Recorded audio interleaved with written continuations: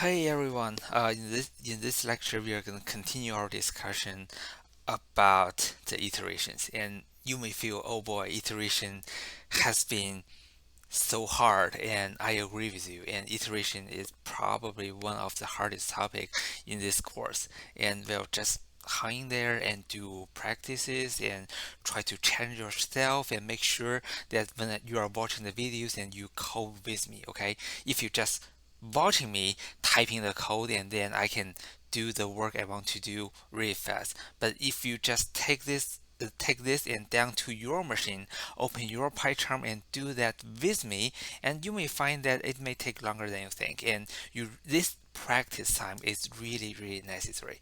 Okay, and today we are going to talk about the break, which is a important statement we use inside iterations. And let's do a very quick review. And in last lecture, we talked about the while loop, and in the while loop, and we remember it is a indefinite loop. So and when we read the code using while, and we usually read while as long as, right? So well, for this one, we can say as long as this test expression is true. And then we are going to stay in this while loop, and then we are going to execute the body. So this condition is true, we check that, and then we run the body of the while loop once. And after that, we go back and we check this condition again. And if this condition is still true, and then we move on, and then we run the body of the while loop, and then we come back and check the condition. So, well, the reason that we are saying it is the indefinite loop is that we don't really know when the test condition is gonna turn from true to false. We may not have 100 control about this, so we don't know how many rounds it's gonna run. That's the reason we say it is a indefinite loop.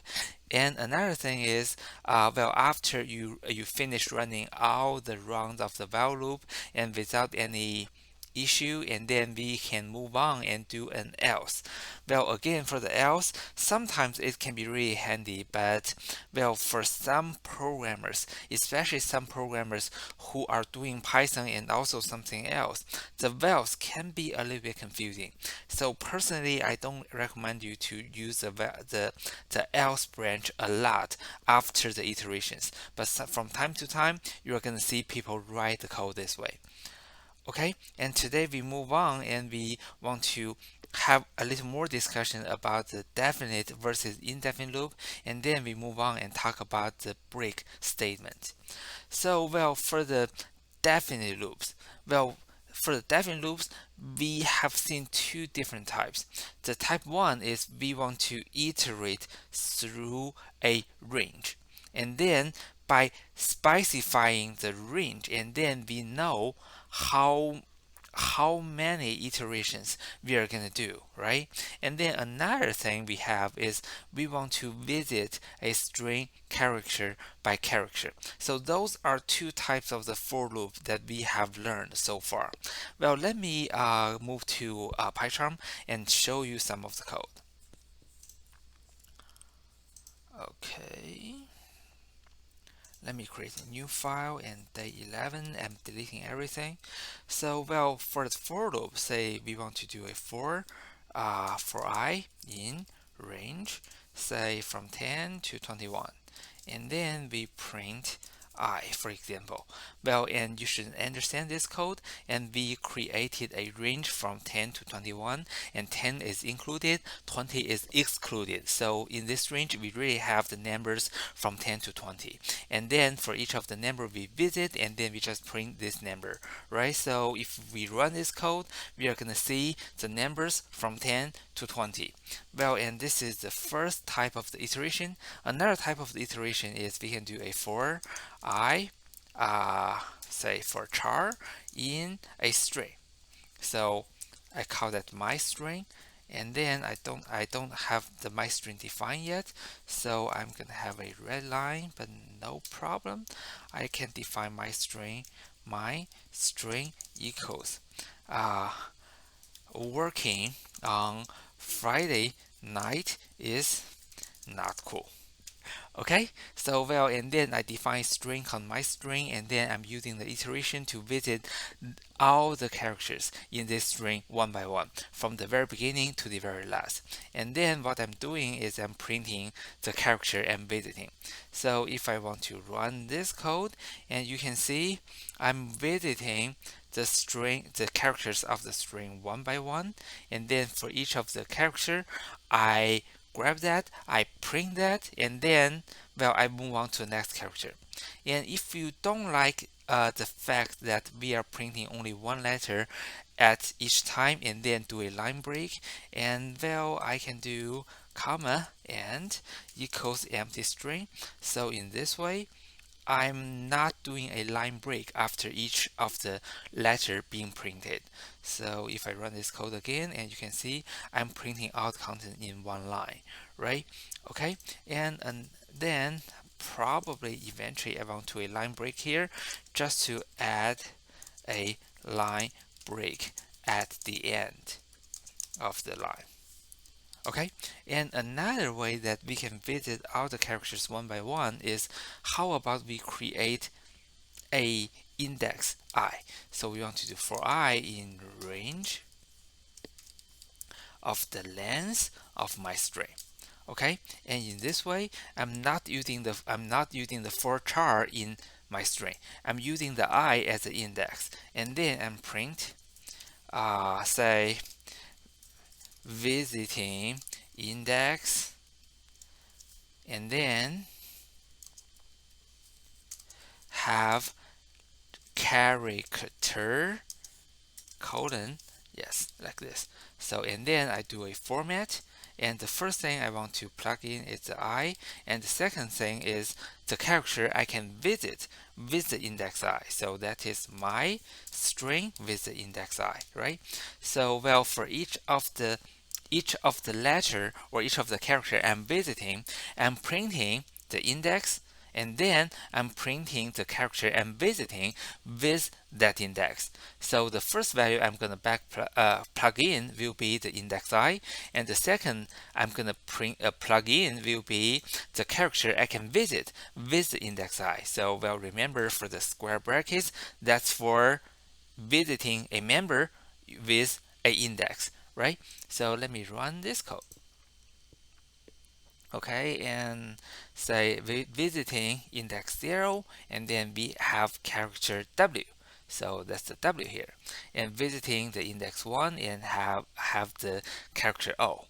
Okay, so like this. So for all those kind of iterations, and we learn them in day 9, and then you should be familiar with that.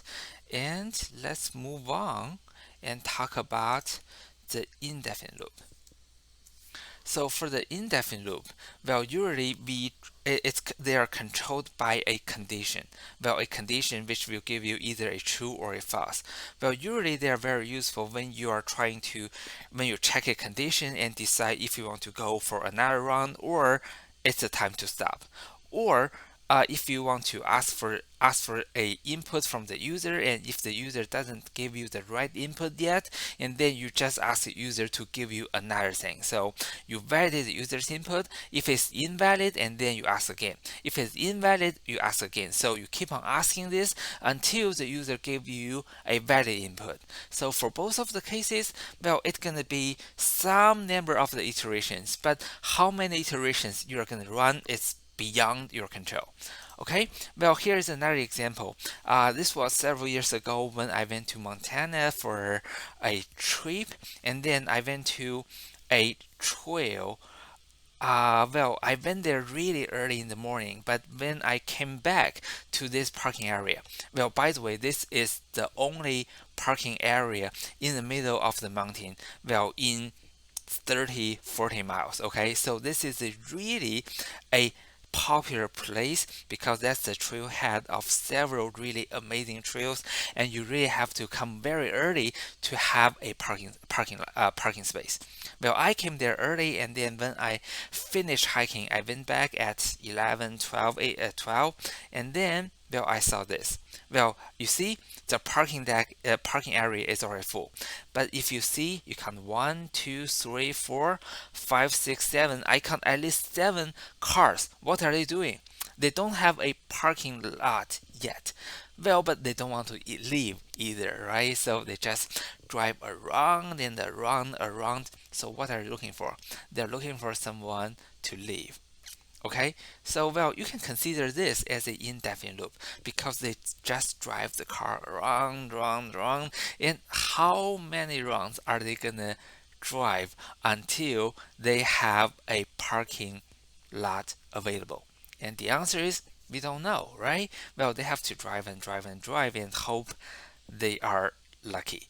So this is the indefinite loop because you don't really have control on how many iterations or how many rounds you're going to run.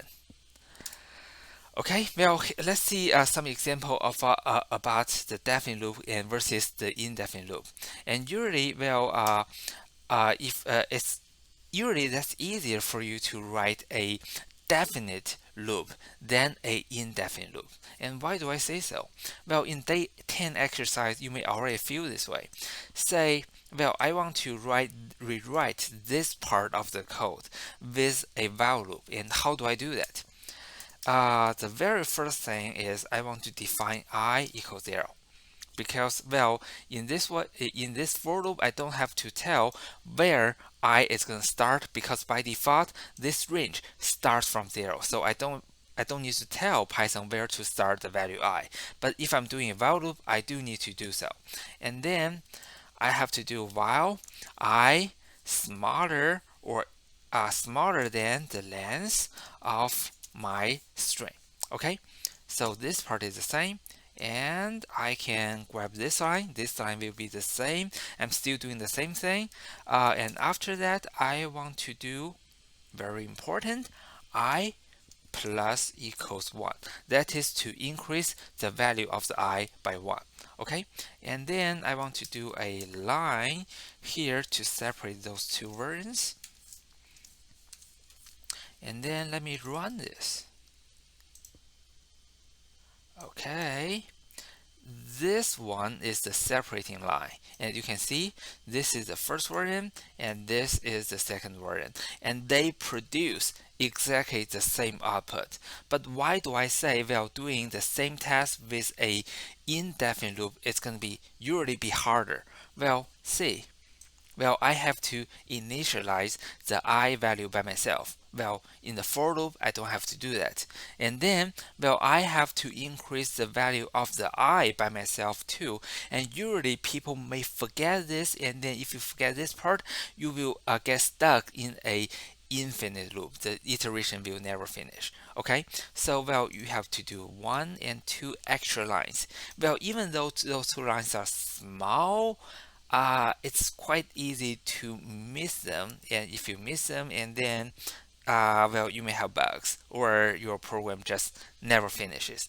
Okay, so well, this is my argument. If you have a task that you believe you can do with a for loop, and then probably you want to stay with the for loop and instead of using a while loop.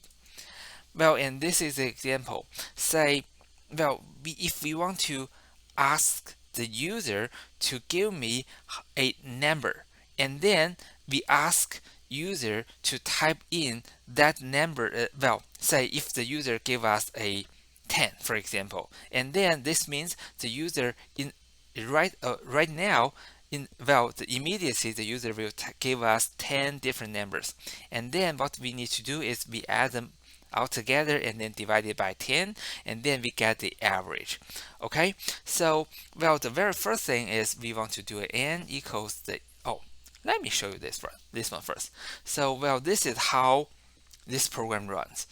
Well, first we ask the user how many numbers to average, and then the user says 5. This means, well, the user will later give us 5 different numbers, and then we just add them together and then divide it by 5, and then we get the average, right? So, and then right after we receive the 5, and then we are going to do a 5 prompts, and after each prompt, we are going to grab the user's input, and then eventually after those 5 prompts and grabbing 5 numbers, and then we want to average them together, and then we say the average is 3.0. Okay, well, and similarly, if the user give us 10 here, and then we are going to ask the user to give us later 10 numbers before we calculate the average. Okay, so how do we code that? Well, the very first thing is we want to ask the user how many numbers you are going to give me. Well, if the user say 5, and then I'm gonna show up the prompts for 5 times. Otherwise, whatever the user gave me at the end, and then I'm gonna ask the user to give me the number n times. So anyhow, I have the n. That is how many numbers the user is gonna type. And after that, I'm gonna iterate for n times. And for each of the round, I want to ask the user to type a number. And after the user types the number, we cast that into the integer, and then we add that to the total. So the total started from 0, and then for each of the number, we take that from the user's input, and then we add that to the total. So after we finish this iteration, what do we have? We have the sum of all the numbers typed by the user, right? And then how do we get the average? Average is the total divided by n, because n is how many numbers the user has typed. So eventually we can print the average is this average. Okay? So why do we say this is a definite loop? Because we ask the user how many number you're going to give me first. And then after the user says 5, and then when we start the iteration, we have already known the user will give us 5 numbers, and then we just add them together and then do a divided by 5. Okay, so this is one case of a definite loop. And then I'm going to pause my video here. In next video, we are going to see a similar program, but it is in a while loop because that's an indefinite loop. Okay, so I'm going to pause the video and I will see you in the next one.